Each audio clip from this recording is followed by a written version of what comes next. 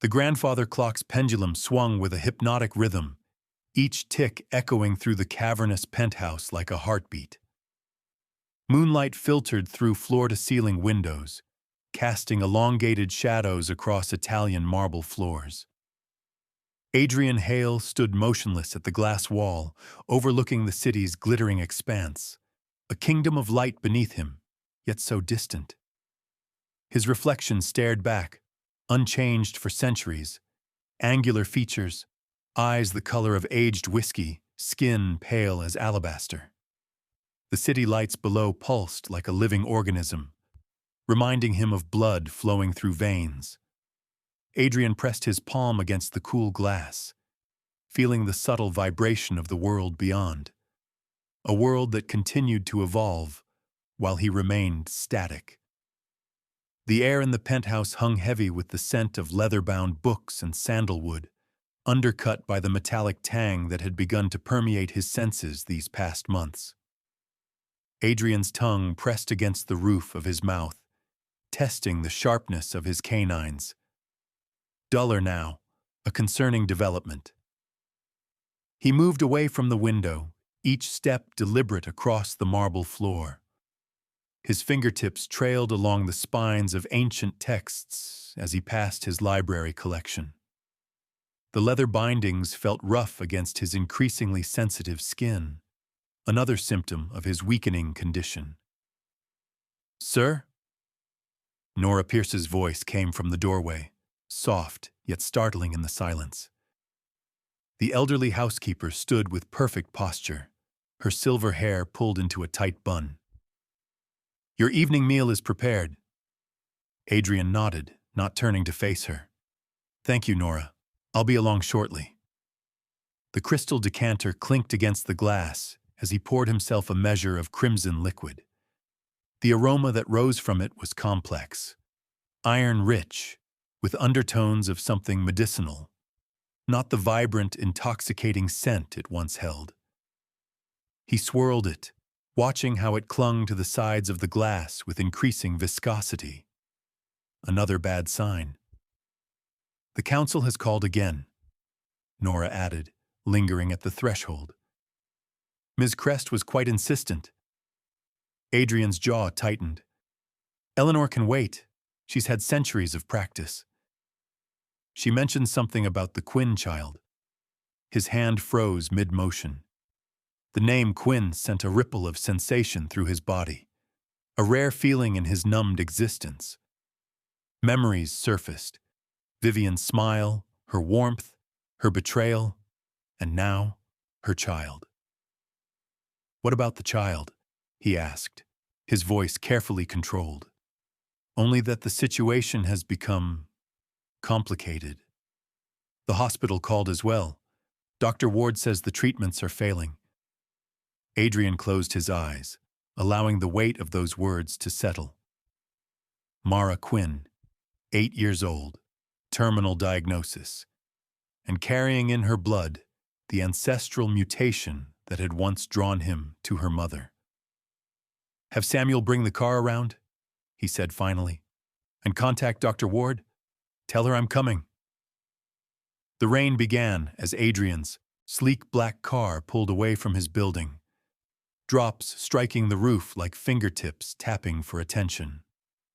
Lucas, his driver, navigated the slick streets with practiced ease, occasionally glancing in the rearview mirror at his employer. "Straight to St. Catherine's, sir?" Lucas asked. "Yes," Adrian replied, watching the city blur through rain-streaked windows.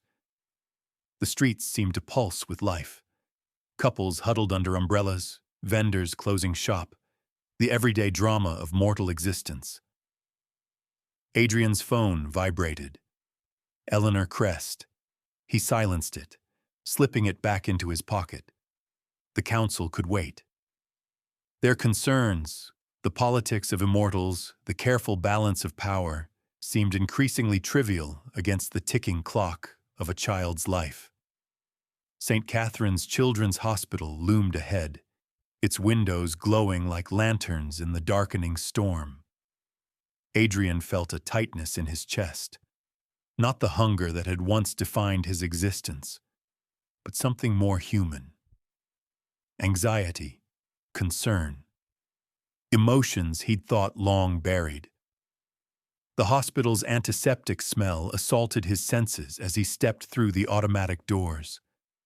Beneath it lurked the complex bouquet of human suffering. Fear, hope, grief, and determination all mingling in the recycled air.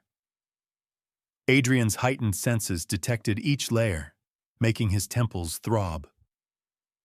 Dr. Helena Ward met him at the elevator, her dark skin contrasting with her white coat.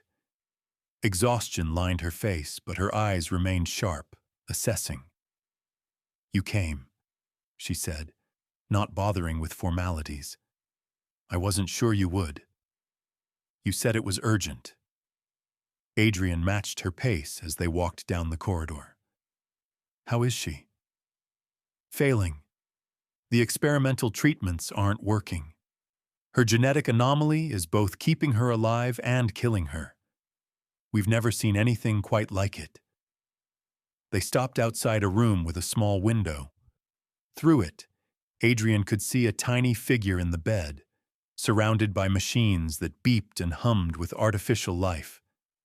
Mara Quinn's skin was nearly translucent, blue veins visible beneath. Her dark hair spread across the pillow like spilled ink. "And her mother?" Adrian asked, his voice barely audible. Dr. Ward's expression hardened. "Vivian overdosed 3 days ago. She's been declared brain dead. There's no one else. Mara will become a ward of the state when—" She paused. "If she survives." Adrian's fingers pressed against the glass, leaving faint impressions that quickly faded.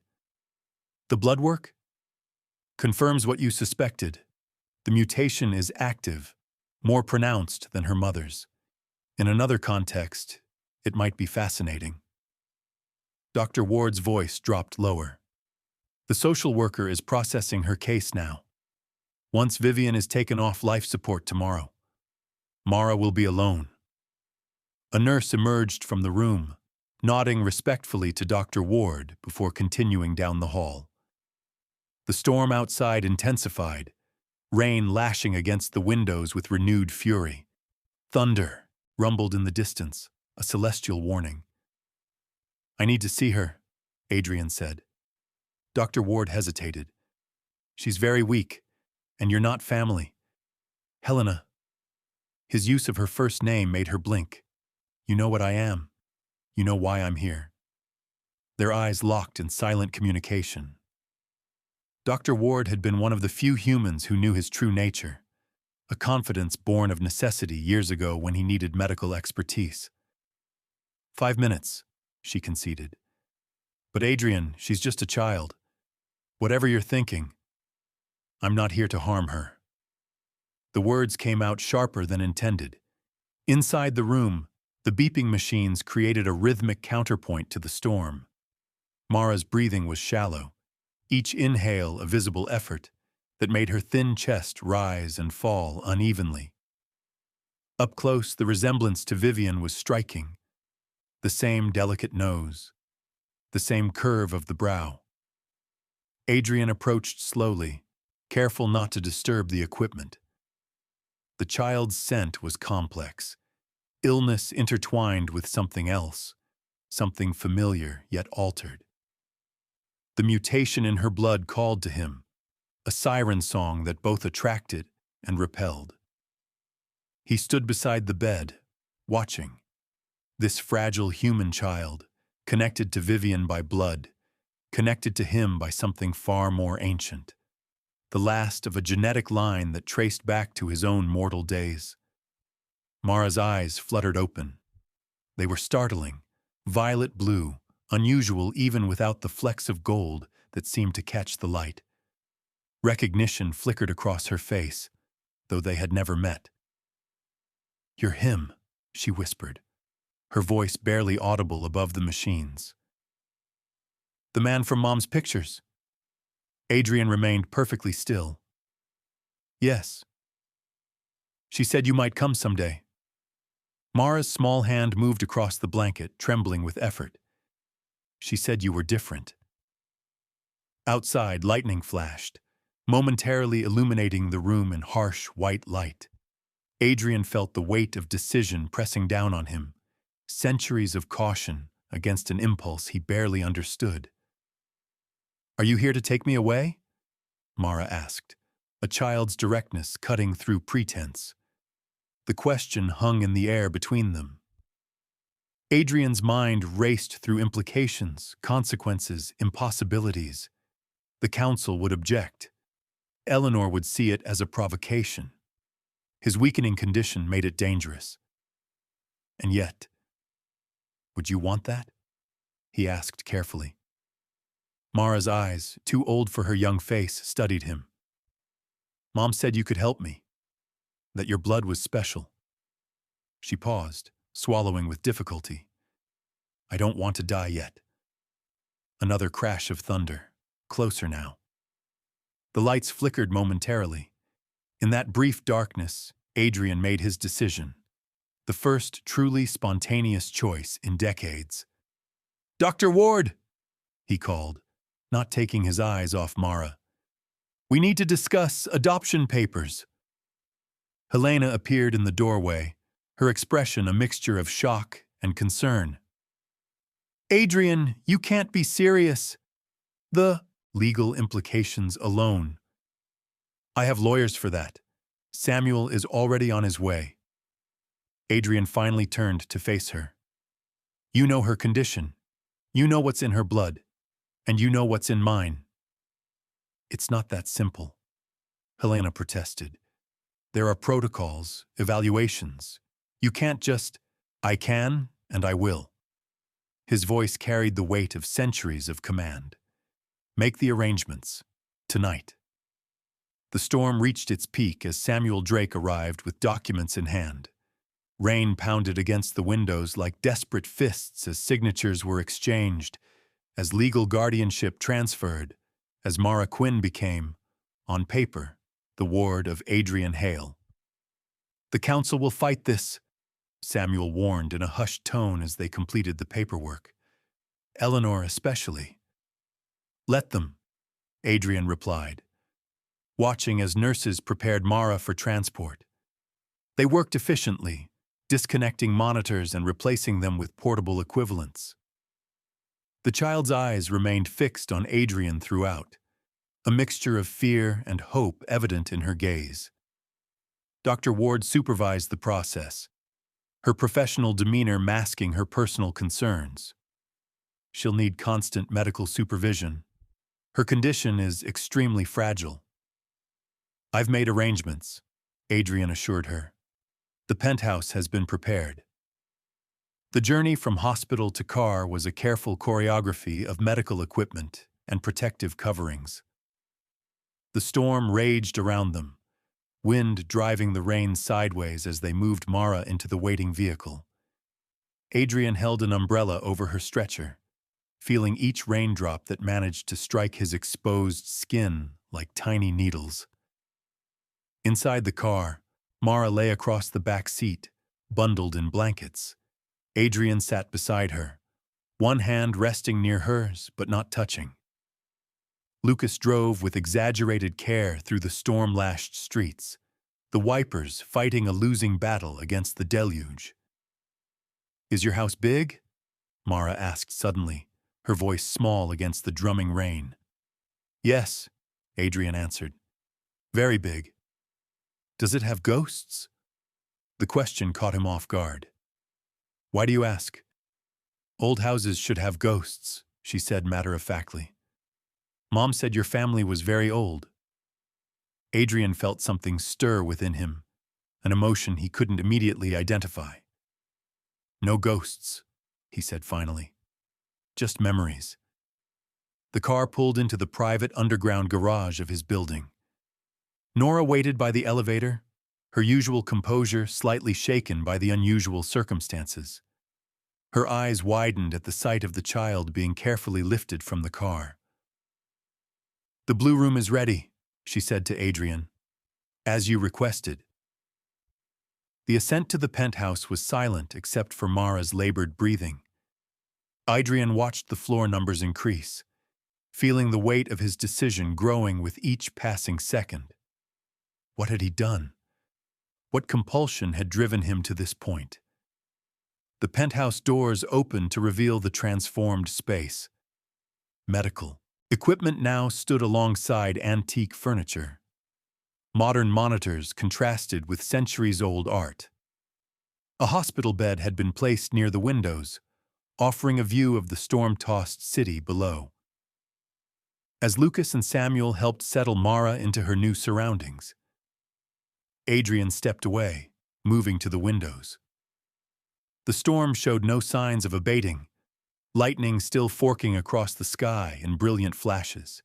It mirrored the turmoil he felt, a disruption to centuries of careful routine. His phone vibrated again. Eleanor. This time he answered. "You've crossed a line, Adrian." Her voice came through, cold and precise. "The council is convening an emergency session. The Quinn child should never have—" "She has a name," Adrian interrupted. "Mara, and she's under my protection now." "Protection?" Eleanor's laugh was brittle. "Is that what you're calling it? We both know why you want her. The mutation in her blood is dying with her unless I intervene." "Precisely my point. You're too weak to attempt a transition, especially with a child. It's reckless, even for you." Adrian watched as Nora gently arranged pillows around Mara, the elderly housekeeper's movements betraying unexpected tenderness. "This isn't about transition," he said quietly. "This is about redemption." "Redemption?" Eleanor's voice dripped with disdain. "After all these centuries, you've developed a conscience. How inconvenient for us all." Adrian ended the call without responding. Across the room, Mara's eyes found his. Despite her weakness, despite the machines and tubes, there was something undeniably alive in her gaze, a spark that called to something long dormant within him. He approached her bedside, aware of Nora and Samuel withdrawing discreetly to give them privacy. "Are you going to make me better?" Mara asked, her small hand reaching toward his. Adrian hesitated before allowing his fingers to touch hers. The contact sent a jolt through him, her skin burning with fever, his cold from centuries of undeath. Two extremes meeting in the middle. "I'm going to try," he answered truthfully. "How?" Her directness was disarming. Adrian sat carefully on the edge of the bed. Outside, lightning illuminated the room, casting their shadows against the far wall, one small, one large, both somehow incomplete. "My blood is different," he began, searching for words a child might understand. "It might help yours become stronger." "Because you're a vampire," Mara said simply. Adrian went still. "What makes you say that?" "Mom told me. She said you lived forever and drank blood. She had a picture of you from when she was young, and you look the same now." Mara's eyes held no fear, only curiosity. "Is that why your hand is so cold?" The thunder that followed seemed to shake the very foundations of the building. Adrian found himself at a crossroads he hadn't anticipated, faced with a child's innocent acceptance of a truth adults spent lifetimes denying. "Yes," he admitted. "That's why." Mara nodded, as if confirming something she already knew. "Will I become like you?" "No," Adrian said firmly. "That's not my intention. My blood might heal you, but you'll remain human. You'll grow up, live a normal life." "But you'll stay the same," Mara observed. Her eyelids were growing heavy, exhaustion claiming her. "Won't you be lonely when I'm gone?" The question struck Adrian with unexpected force. Loneliness, the constant companion he'd learned to ignore over centuries of existence. The emptiness he'd filled with power, with knowledge, with careful distance. "I've been lonely for a very long time," he admitted, the words emerging before he could stop them. Mara's eyes drifted closed, her breathing settling into the rhythm of sleep. Adrian remained beside her, watching the rise and fall of her chest, listening to the storm gradually subside outside. Samuel appeared at his shoulder. "The council has called an emergency session for tomorrow night. Eleanor is gathering support against you." "Let her try," Adrian murmured. "Sir, with respect, your condition has been deteriorating for months. This child's blood might temporarily strengthen you, but the risk of attempting to heal her in your weakened state is mine to take," Adrian finished. He stood, careful not to disturb Mara's sleep. "Have Dr. Ward prepare the transfusion equipment. We begin tomorrow." Samuel hesitated. "And if it fails? If your blood rejects hers, or worse?" Adrian turned to look at the sleeping child, this fragile human who had somehow breached centuries of careful isolation in a single night. In her face, he saw echoes of his own long-forgotten humanity, possibilities he'd abandoned, choices unmade. "Then we die together," he said softly. "But first, we'll see if my blood remembers what it means to heal." The word hung in the air between them, charged with a meaning that transcended the clinical definition. Adrian hadn't used his blood to heal in over a century, not since the last time had nearly destroyed him. Samuel's expression tightened with concern. "Sir, I've served you for 37 years. In that time, I've never questioned your judgment. But this is not open for discussion." Adrian's voice remained quiet, but carried the weight of centuries of command. He turned from Mara's bedside, moving toward the tall windows where rain still streaked the glass in rivulets. "Make the arrangements, Samuel, and prepare my statement for the council." Lightning flashed, illuminating the grounds of the estate for a brief, stark moment. The ancient oaks bending in the wind, the security detail positioned discreetly at the perimeter. In that flash, Adrian caught sight of his own reflection. The hollows beneath his cheekbones more pronounced, the pallor beneath his skin more evident. Samuel bowed slightly. "As you wish. Dr. Ward will require several hours to calibrate the equipment for your unique physiology. Tell her to prioritize compatibility testing. Mara's mutation may complicate things." Adrian pressed his fingertips against the cool glass. "And Samuel, have Nora prepare the East Wing suite. If Vivian arrives, she'll want to be near her daughter." "You believe she'll come?" Adrian's lips curved in a smile that held no warmth.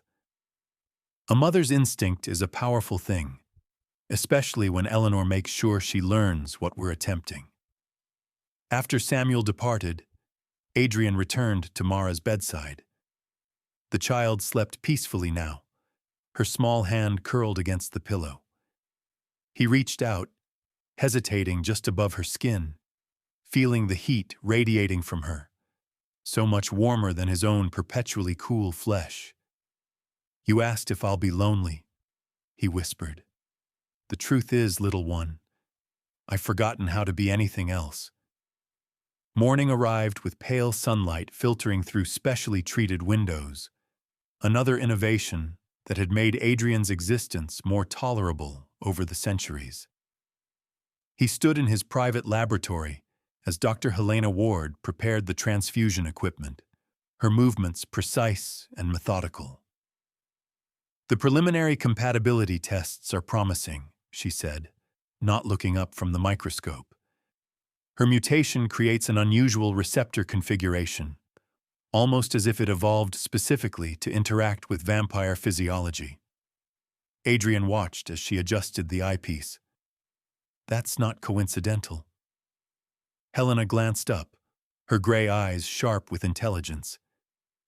You knew about this genetic anomaly before she arrived? I suspected. Adrian moved to the ancient oak cabinet that dominated one wall of the laboratory. He unlocked it with a small brass key he kept on a chain around his neck. The Quinn bloodline has interested me for generations. That explains the extensive genetic profiles in your database. Helena straightened, pushing a strand of silver-streaked hair behind her ear. But it doesn't explain why you've waited until now, when you're at your weakest and she's at death's door. Adrian removed a leather-bound journal from the cabinet, its pages yellowed with age. Because until now, the mutation was dormant. Something triggered its expression in Mara, something I need to understand. He laid the journal on the examination table, opening it to reveal handwritten notes and detailed anatomical drawings dating back to the 1870s. Helena leaned forward, her breath catching as she recognized the significance of what she was seeing. "These are your observations of the Quinn ancestors," she murmured. "You've been monitoring them for 143 years. Adrian turned a page, revealing a family tree with certain names circled in red ink. "Since I discovered that their blood contained trace elements of an ancient vampire lineage thought to be extinct." Helena's fingers hovered over the page. "The Calyx bloodline. But that's a myth to most of our kind, yes." Adrian closed the journal. "A lineage rumored to possess regenerative capabilities beyond even our natural healing." The laboratory door opened, and Nora Pierce entered carrying a tray with a crystal decanter. "Your morning supplement, sir?" she said, her voice carrying the soft lilt of her Irish homeland despite decades in America. "Dr. Ward insisted I bring it immediately." Adrian nodded his thanks as Nora poured the dark crimson liquid into a glass. The synthetic blood substitute had sustained him for years, though it did nothing to halt his deterioration. He drank it quickly, suppressing a grimace at its flat, metallic taste. "Mara is awake," Nora continued, collecting the empty glass. "She's asking for you. And Lucas reports that Ms. Cole's flight landed 30 minutes ago. He's bringing her directly here." Adrian exchanged a glance with Helena. Sooner than expected. Eleanor works quickly. "Should I delay the procedure?" Helena asked. "No. Prepare Mara. I'll speak with Vivian when she arrives." Adrian moved toward the door, then paused. "And Helena? The council meeting is tonight. Regardless of what happens there, we proceed." Mara sat propped against pillows in the massive four-poster bed, a chessboard balanced on her lap. Sunlight caught in her dark curls, creating a halo effect that made something twist painfully in Adrian's chest. "I found this in the drawer," she said, holding up a carved obsidian knight. "It's beautiful. Do you play?" Adrian settled into the chair beside her bed. "I do. That set is quite old. A gift from Benjamin Franklin, actually." Mara's eyes widened. "The Benjamin Franklin? With the kite and the key?" "The very same. He was a fascinating man. Terrible chess player, though." Adrian picked up a white pawn, rolling it between his fingers. "He gave me this set after I beat him 3 times in one evening." "How old are you, really?" Mara asked, her head tilting with curiosity. Adrian placed the pawn on the board. "Old enough to have watched empires rise and fall. Old enough that sometimes the centuries blur together." "That sounds lonely," she said simply. Adrian studied her face, the wisdom in her eyes that seemed so at odds with her youth. "It can be, but there are compensations. I've seen remarkable things. The first electric lights illuminating Paris. The Wright brothers taking flight. Medical advances that would have seemed like magic in my youth. Is that why you want to help me? Because you've seen so many medical advances? No. Adrian moved a chess piece, opening the game. I want to help you because some lives shine more brightly than others. Yours is one of them. Mara considered the board, then made her move. My mom says I'm special because I never give up. But that's not true. Sometimes I want to give up. It just hurts too much. Courage isn't about never wanting to surrender, Adrian said quietly. It's about feeling that fear and continuing anyway. They played in companionable silence for several minutes. The only sounds the soft click of chess pieces and Mara's steady breathing. Adrian found himself slowing his movements, matching his pace to hers, aware of how fragile this moment was, this connection across centuries and species. Check, Mara announced triumphantly. Adrian examined the board with genuine surprise. Her strategy was unorthodox but effective. He was contemplating his next move when the atmosphere in the room shifted subtly. A scent, familiar and bittersweet, reached him moments before the sound of hurried footsteps in the hallway. Mom's here, Mara said, looking up. The door burst open, and Vivian Cole stood framed in the doorway, her face flushed with emotion. She wore travel-rumpled clothes, her honey-blonde hair pulled back in a hasty ponytail. Her eyes, the same striking blue as her daughter's, fixed on Adrian with a mixture of fury and desperation. "Get away from my daughter," she said, her voice low and dangerous. Adrian rose slowly, careful to make no sudden movements.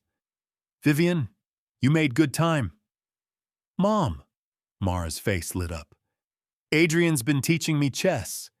Did you know this set belonged to Benjamin Franklin?"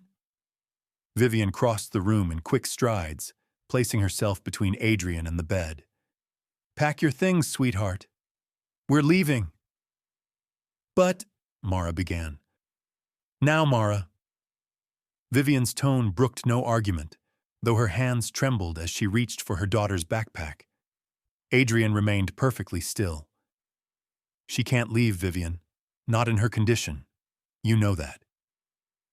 "What I know," Vivian said, turning to face him fully, "is that Eleanor Crest called me personally to warn me you were planning some kind of experimental procedure on our daughter without my consent."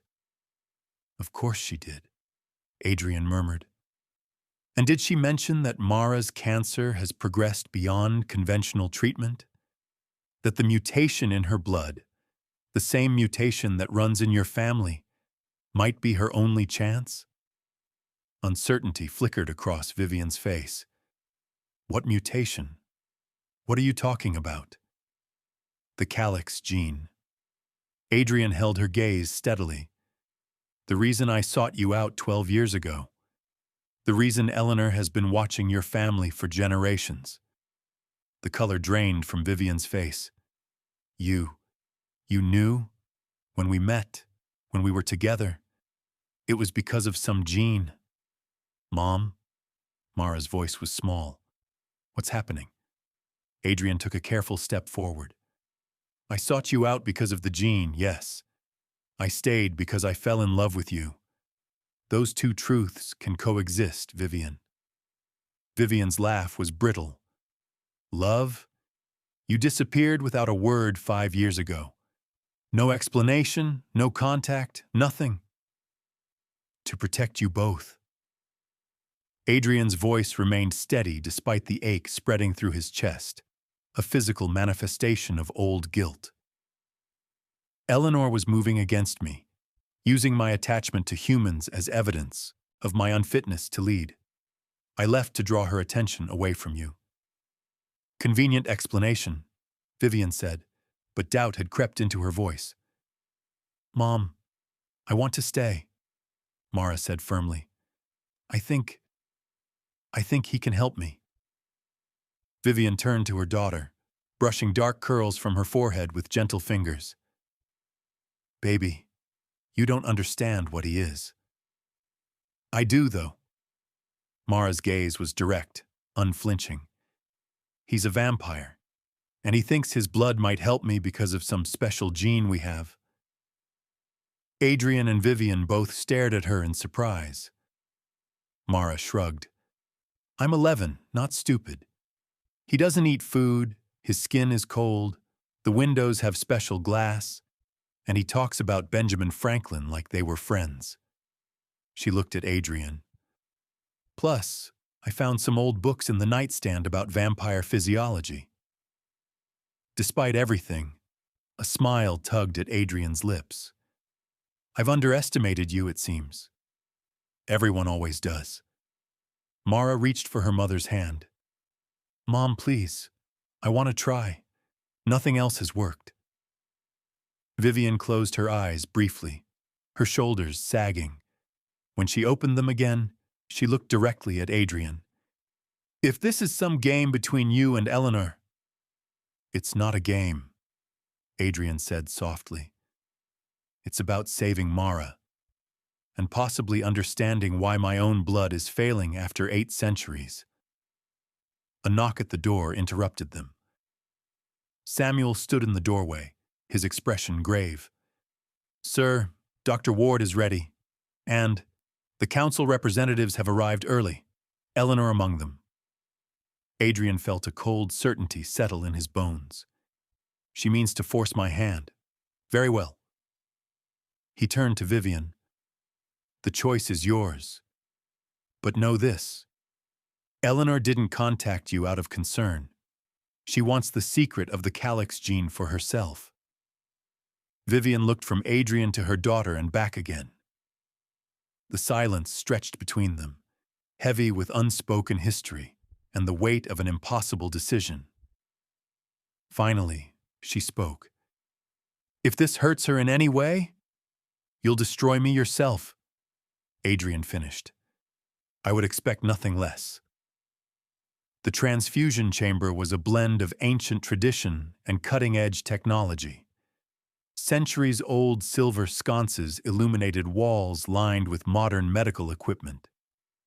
In the center stood 2 recliners, positioned side by side beneath a domed ceiling, painted with constellations that had guided Adrian in his human life. Mara lay in one chair, small and pale in a hospital gown too large for her frame. Adrian occupied the other, his sleeves rolled up to expose forearms marked with the faint traces of centuries-old scars, remnants from his mortal life. Dr. Ward moved between them, attaching monitors and checking vital signs. Vivian stood at Mara's side, her knuckles white as she gripped the edge of the chair. The procedure is straightforward in theory, Helena explained, her clinical tone a counterpoint to the tension in the room. We'll create a direct exchange circuit between Adrian's circulatory system and Mara's. His blood contains regenerative properties that may recognize and respond to the calyx mutation in Mara's cells. And the risks? Vivian asked. Helena hesitated, glancing at Adrian. He nodded slightly, giving permission for complete honesty. Rejection is possible. Mara's system could react violently to vampire blood, and Adrian's weakened condition makes this dangerous for him as well. The energy required for the regenerative process could accelerate his deterioration. Samuel, standing near the door, shifted uncomfortably. Sir, the council members are growing impatient. Eleanor is suggesting your absence indicates incapacity. Let her suggest what she will, Adrian replied. This takes precedence. Helena finished connecting the final tubes and stepped back to check the monitoring equipment. We're ready to begin. Once started, we cannot safely interrupt the process until completion.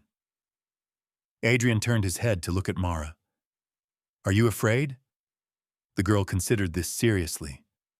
A little, but not of you. Good. Adrian extended his hand across the space between their chairs. After a moment's hesitation, Mara took it. Her small fingers were warm against his cool palm.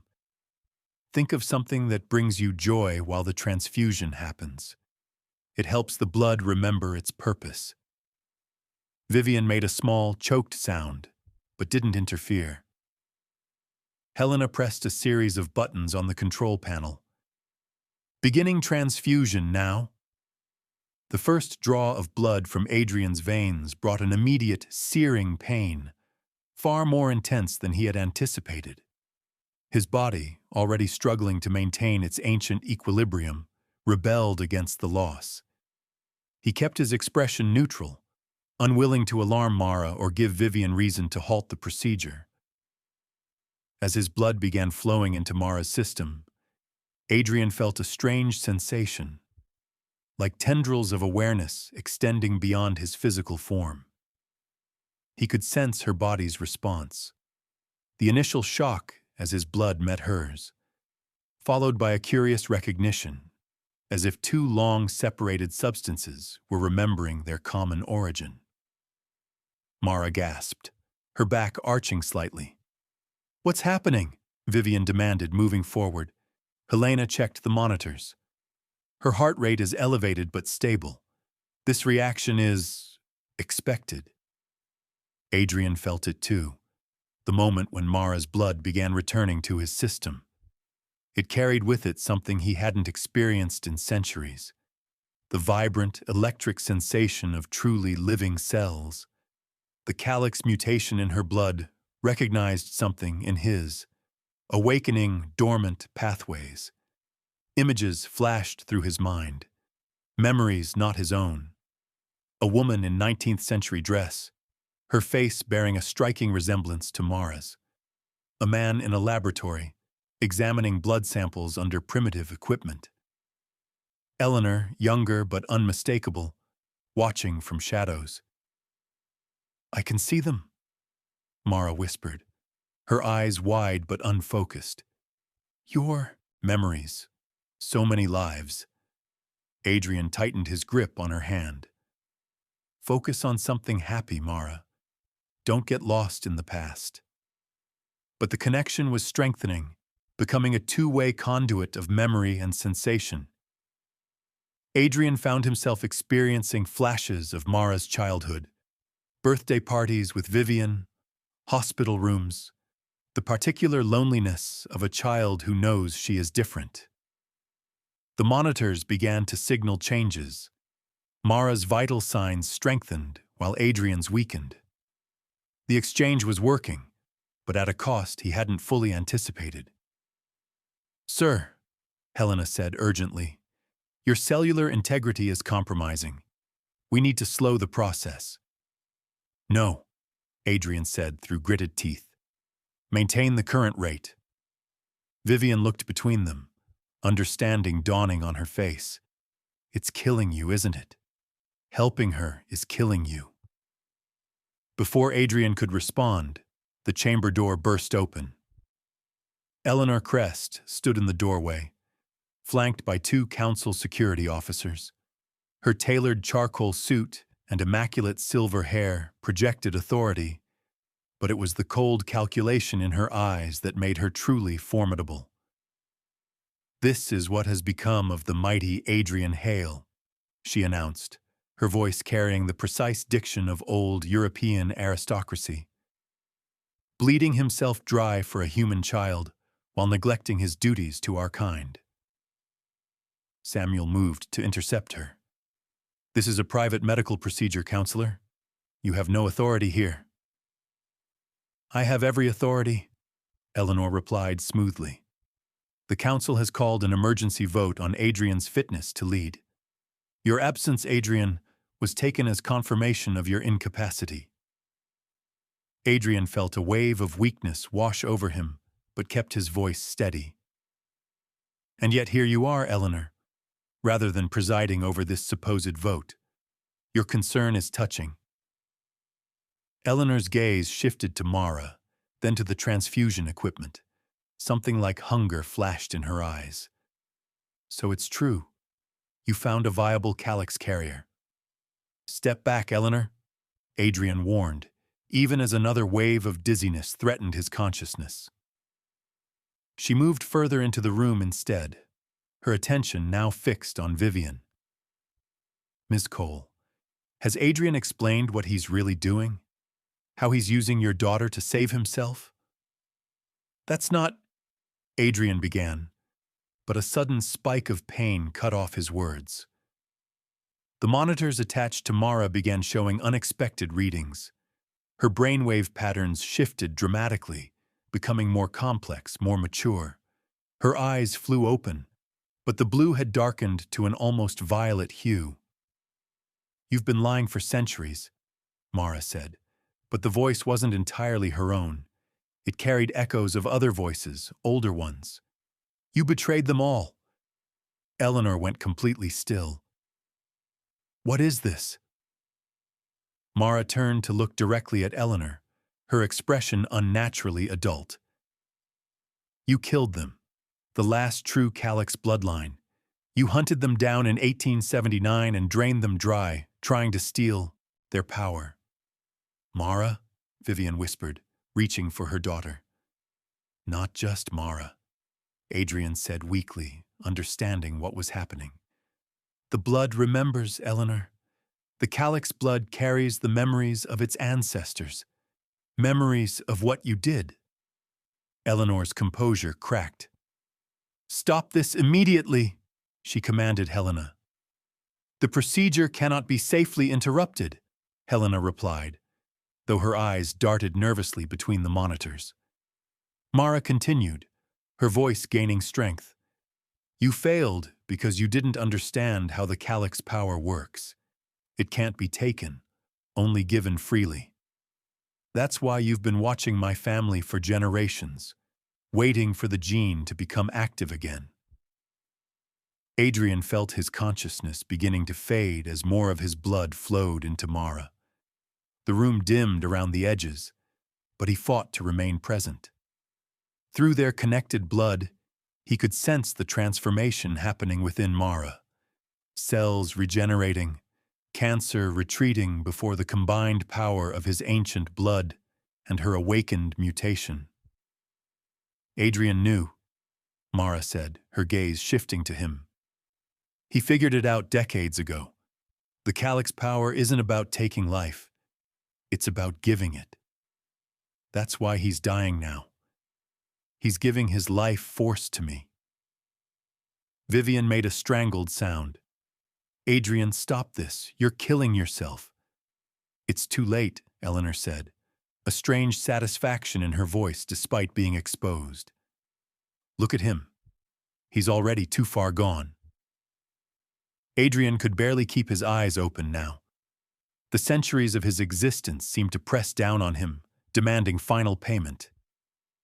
He felt Mara's hand in his, warmer now, stronger, and managed to squeeze it once before darkness began to claim him. Through the encroaching blackness, he heard the chamber door slam open again. Raised voices, commotion. The council's security team, Samuel's voice, urgent and close. They've breached the perimeter.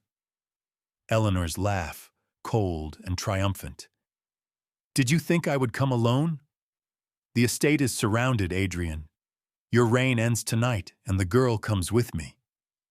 Adrian struggled to respond, to protect Mara, but his body refused to obey. The last of his strength was flowing into her through the transfusion circuit. Then, impossibly, he felt a surge of energy flowing back. Not just Mara's blood returning through the medical equipment, but something more fundamental. Power, life force, freely given. His eyes snapped open to find Mara watching him intently, her hand gripping his with surprising strength. My turn to help you, she whispered. Before Adrian could respond, the chamber windows exploded inward in a shower of treated glass. Armed figures in tactical gear poured through the opening, weapons raised. Eleanor stepped back, a smile of victory curving her lips. Secure the child, she ordered, kill the rest. The first shots rang out just as the transfusion equipment between Adrian and Mara began to glow with an impossible light, bathing the room in a pulsing, violet radiance that seemed to emanate from their connected blood itself. The violet light pulsed between them, a living bridge of energy that seemed to defy the laws of both human and vampire physiology. Adrian felt it surging through his veins, not just replenishing what he'd given to Mara, but amplifying it. His senses sharpened, the weakness evaporating as though it had never existed.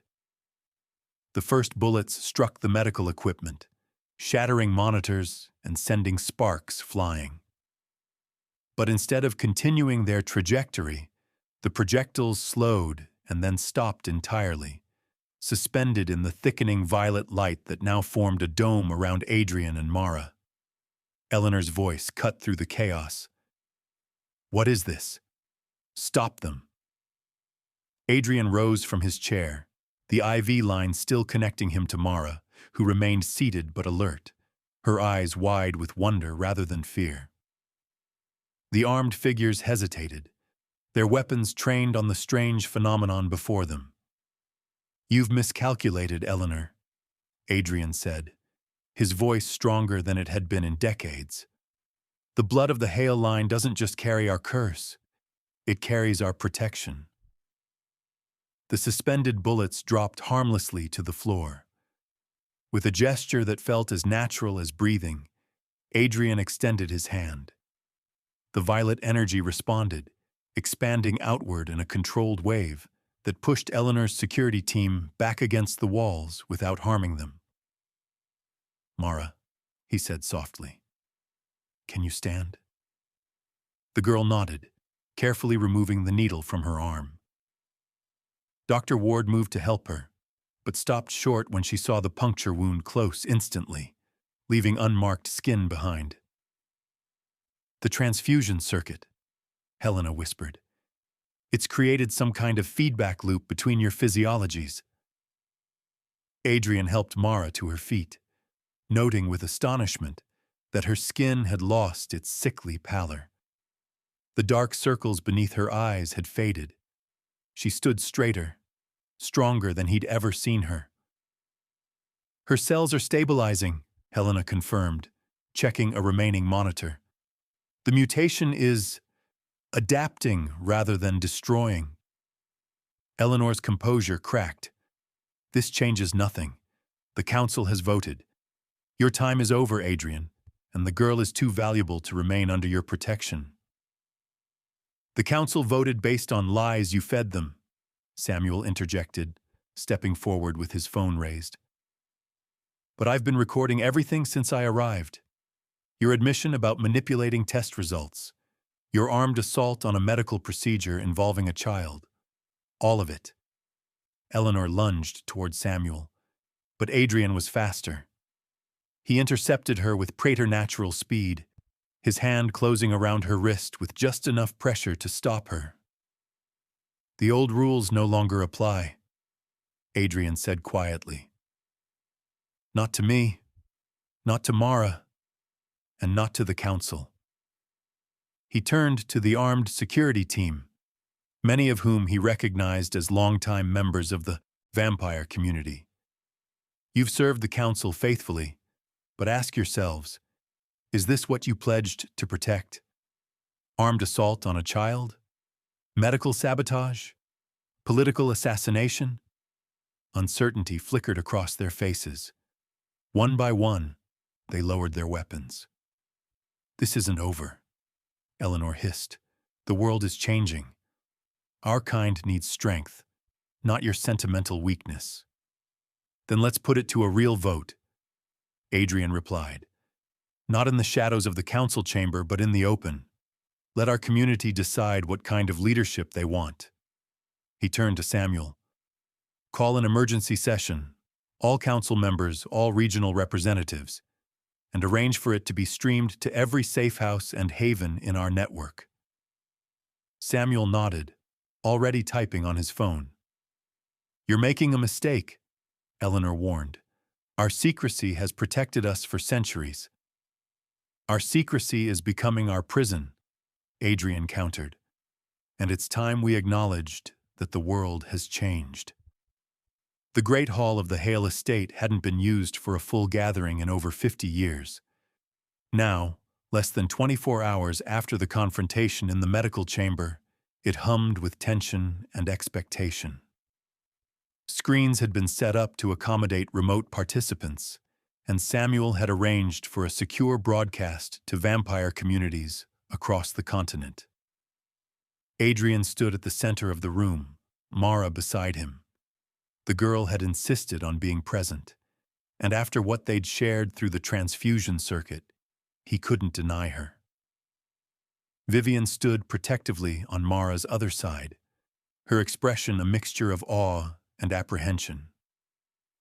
"She looks better," Vivian whispered, studying her daughter's face. "How is this possible?" "We don't fully understand it yet," Adrian admitted. "Dr. Ward has been running tests all night, but something in Mara's genetic mutation resonated with my blood in a way we never anticipated." Eleanor and her supporters occupied one side of the hall, their expressions ranging from open hostility to nervous uncertainty. The rest of the council members and regional representatives filled the remaining space, many of them seeing each other in person for the first time in decades. Samuel stepped forward, his lawyer's composure firmly in place. "This emergency session is now in session. As senior legal counsel to both the council and House Hale, I will moderate." He played the recording from the medical chamber, the sound of Eleanor's voice filling the hall as she admitted to manipulating test results and ordering the armed assault. Murmurs of shock and disapproval rippled through the assembly. "These are extraordinary accusations," one of the older council members said. "Eleanor, how do you respond?" Eleanor rose, her dignity intact despite her precarious position. "I acted to protect our community from Adrian's increasingly erratic behavior. His obsession with this human child has clouded his judgment and compromised our security." "The child has a name," Adrian said, his voice carrying throughout the hall without effort.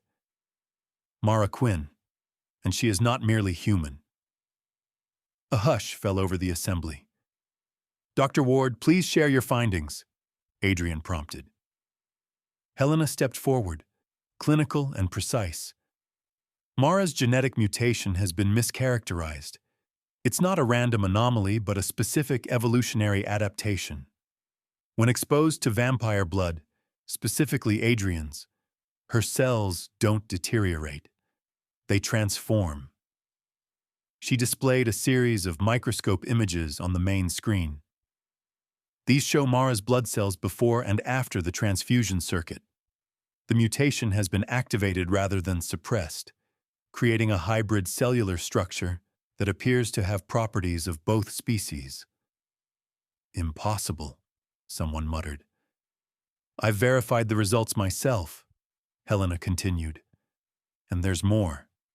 Genetic sequencing reveals markers that match ancient vampire bloodlines, specifically the Hale lineage." The hall erupted in shocked conversations. Adrian felt Mara's hand slip into his, squeezing gently. "Are you saying this child is part vampire?" one of the council members asked. "I'm saying evolution doesn't follow our arbitrary categories," Helena replied. "Mara's ancestors likely included vampires who reproduced with humans generations ago. The genetic markers remained dormant until now." Eleanor seized on this revelation. "Then she's even more valuable than we thought. All the more reason she should be under council protection, not hidden away by a king who's lost his edge." Adrian stepped forward, and the hall quieted again. "For centuries, I've served as your king because our community needed leadership during dangerous times. I've upheld our traditions, maintained our secrecy, and protected our interests." He looked around the hall, meeting the eyes of vampires he'd known for lifetimes, but the world has changed. Humanity has technologies that make absolute secrecy impossible. Medical science is uncovering genetic truths we've hidden even from ourselves. We can no longer pretend to be entirely separate from the human world. "What are you suggesting?" asked a regional representative from the West Coast. "That we reveal ourselves?" "I'm suggesting we evolve," Adrian replied. "Not through dramatic public disclosure, but through careful integration where it makes sense. Medical partnerships like the one with Dr. Ward. Legal frameworks that protect our interests without relying solely on shadows and threats." He gestured toward Mara. "And I'm suggesting we recognize that the boundaries between our kind and humanity have never been as absolute as we pretended." Eleanor scoffed. "Pretty words that amount to abdication of our power." "Not abdication," Adrian corrected. "Transformation. Just as Mara's cells have transformed, our community must adapt or face extinction." He turned to face the entire assembly. "I am stepping down as your king." Gasps and exclamations filled the hall. "But not because Eleanor's coup succeeded," he continued, "because the monarchy itself is an outdated model for our future. I propose a democratic council with representatives chosen by all communities, not just the oldest bloodlines." "And what of the girl?" Eleanor demanded. "If what Dr. Ward says is true, she represents a breakthrough our kind has sought for centuries." "Mara is not a laboratory specimen," Adrian said firmly. "She is a child who deserves to grow up making her own choices." He looked down at Mara, who nodded almost imperceptibly, giving him permission for what came next. "She is also my daughter." The hall fell completely silent. "Not by birth," Adrian clarified, "but by blood now shared, by the protection I've pledged, and by the choice we've both made. Our transfusion circuit created a bond that goes beyond genetics. I claim her as my child and heir, under the oldest laws of our kind." Vivian's sharp intake of breath was audible in the silence. "Adrian, with your permission," he added quietly, meeting her eyes. "As her mother, your rights remain primary, but I offer my protection, my resources, and my guidance for as long as she needs them." Tears welled in Vivian's eyes as she nodded. "We've both been trying to save her. Perhaps it takes both worlds to do that." Eleanor stepped into the center of the hall. "This is unprecedented. The council cannot allow—" "The council will vote," Samuel interrupted, "as they should have from the beginning, with full information and transparent procedures." The vote was not unanimous, but it was decisive. Eleanor's faction found themselves outnumbered by those who saw the wisdom in adaptation rather than rigid adherence to traditions that no longer served their purpose. By nightfall, Adrian Hale was no longer king of the North American vampire community. Instead, he was the first elected chairperson of a newly structured council, with a 2-year term and constitutional limits on his authority. More importantly to him, he was officially recognized as Mara's vampire guardian, creating a legal status that had never existed before.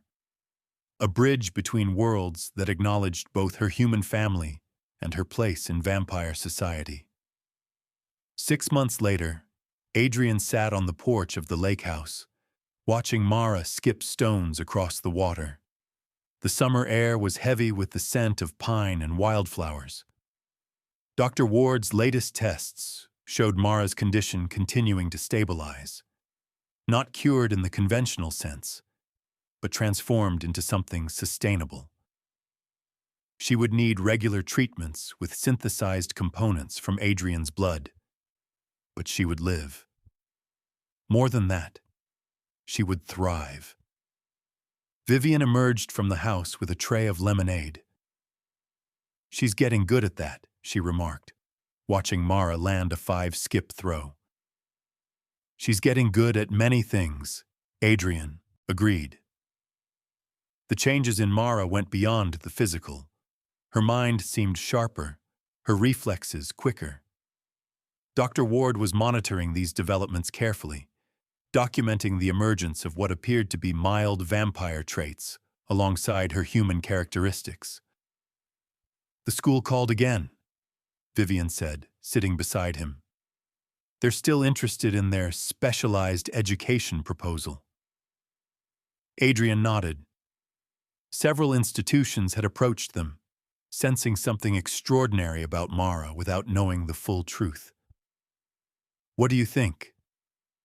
I think we need to let her be a child first, Vivian replied.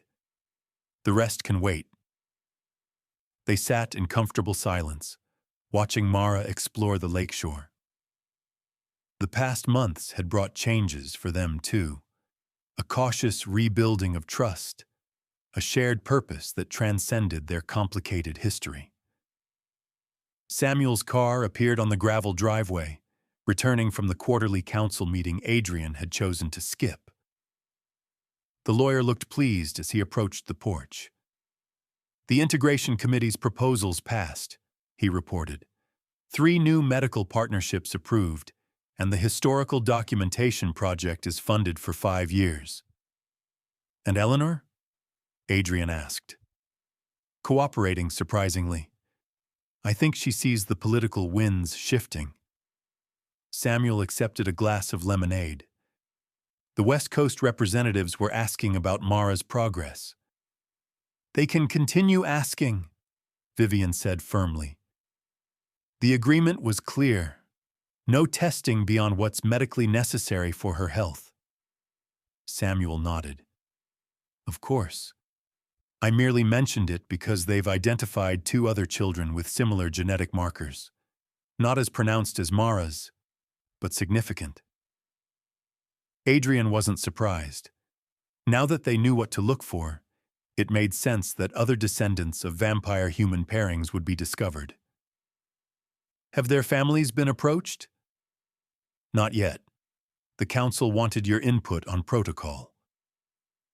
Adrian watched as Mara abandoned her stone skipping to examine something in the shallow water, probably a frog or small fish.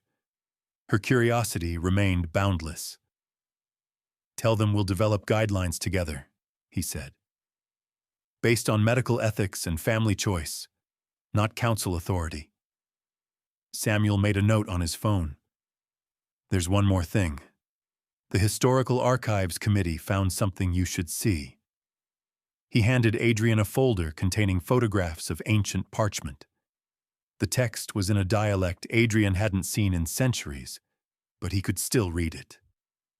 The prophecy of shared blood, he murmured, scanning the faded script. I thought this was just a legend. Apparently not, Samuel replied. It speaks of a time when the division between human and vampire would be healed through a child of both worlds. Adrian closed the folder. Mara doesn't need the burden of prophecy. She has enough to manage already. I agree, Vivian said, though it does make you wonder how many of our supposed boundaries were artificial all along. Mara came running up from the lake, her hands cupped around something. Look what I found, she called, carefully opening her fingers to reveal a tiny frog with unusual markings, deep violet patterns that almost seemed to glow against its green skin. It's beautiful, Adrian said. I've never seen one like it. It was hiding under a rock that had both sunlight and shadow on it, Mara explained, like it needed both to survive. She studied the creature with intense focus. Can I keep it? Just for a little while to study it? As long as you create the right habitat for it, Adrian replied. Everything needs its proper environment to thrive. Mara grinned, revealing the slight elongation of her canine teeth, another subtle change they were monitoring. I'll make it perfect, she promised, already planning. As she darted off to find a suitable container, Adrian felt a profound sense of peace settle over him. For centuries, he had ruled from a position of isolation, maintaining the rigid boundaries between vampire and human worlds. Now, watching Mara, neither fully one nor the other, but something beautifully, powerfully new, he understood that his true legacy would not be his reign as king. It would be this bridge between worlds, this child who carried the future in her transformed blood. The evening sun cast long shadows across the lake, but where Adrian sat, the golden light and the deepening shade intermingled, neither one dominant over the other. He closed his eyes and listened to the sound of Mara's laughter, a melody that belonged to both day and night, to life and immortality, to the ending of one era and the beginning of something far more extraordinary.